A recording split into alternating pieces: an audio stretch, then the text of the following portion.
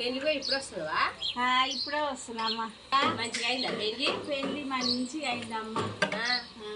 పెళ్లి పిల్లని మంచిగా ఉందా పెళ్లి పిల్ల? పెళ్లి పిల్ల మంచిగా ఉంది. ఆ పెళ్లి పిల్లని తయారు చేసానికి ఒక ఆమె వచ్చింది 30,000 అంట. పెళ్లి పిల్లని తయారు చేసానికి 30,000 తీసుకున్నా పెళ్లి పిల్లకు.